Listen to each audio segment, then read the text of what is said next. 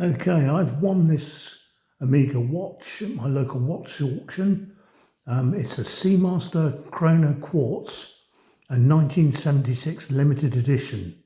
Its nickname is the Albatross, or a Jup de Wall. The Amiga reference number is 396.0893 and the calibre number is 1611. Now, I've already started to dismantle some of it with the basic tools that I have, which are a needle, a very cheap little screwdriver, my tweezers. I've also got this screwdriver here, which I've actually ground the tip on so that I can undo the screws. And I've taken the 4 screws off and taken the backing plate off. But I don't know if you can see here, well, I'm sure you can if I bring it up to the thing. The LCD panels have bled. They're damaged. So I reckon I could be on a hiding to nothing trying to restore this. I know that you can't replace them, and getting hold of a module is virtually impossible. The other thing is I've taken the backing plate off. I don't know if you can see, but there's been some ingress. The batteries have leaked, basically. The 4 screws that are holding the module in are corroded. I'm not sure why. I can see a bit of green gunge around here, which is battery leakage. But the batteries that I've taken out are these Renata 309s. So they've been decent batteries that have been put in there. The previous owner obviously went to the expense of putting decent ones in, but they've obviously leaked. So I suspect it's been sitting in a drawer for 10, 15 years maybe. I really don't know the history behind it.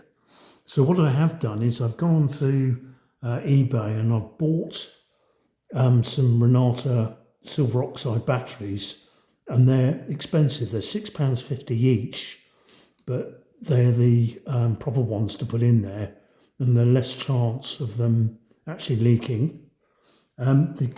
The condition of the watch is fairly good, actually.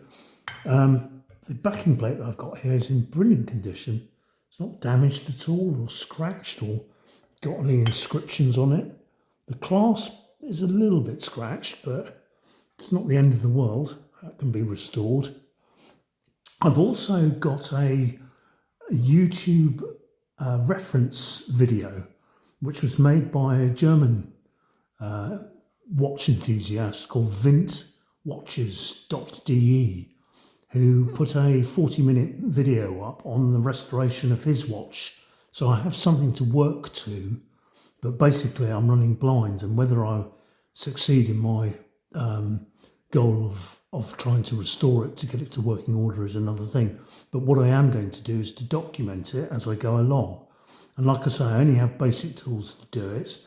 I have a magnifying glass because my eyesight isn't too hot, but I can still see.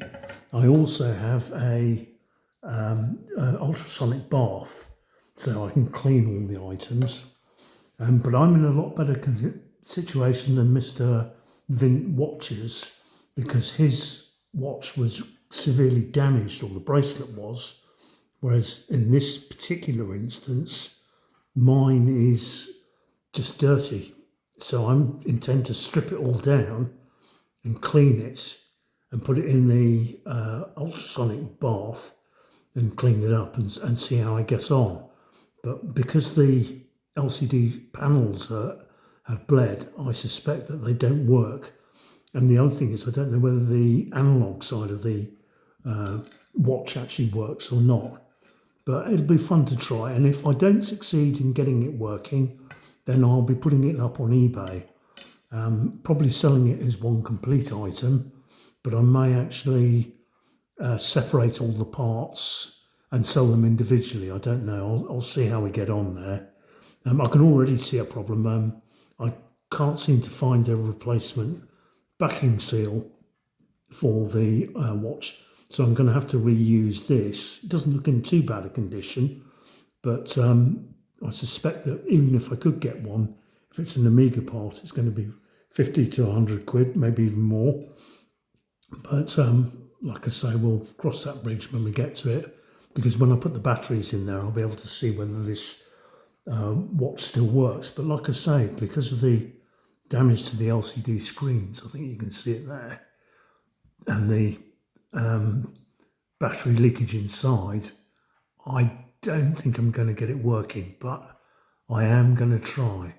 I know these watches are hand built, and I can see the 2 wires on the quartz crystal have been hand soldered, so it's a very delicate item. But whether I can actually dismantle it without breaking it is another matter. But I intend to document it as we go along and produce more videos in the future to show what I've done and see if I can get it working. So it's going to be an interesting exercise, and I'm looking forward to doing it. Okay, thank you.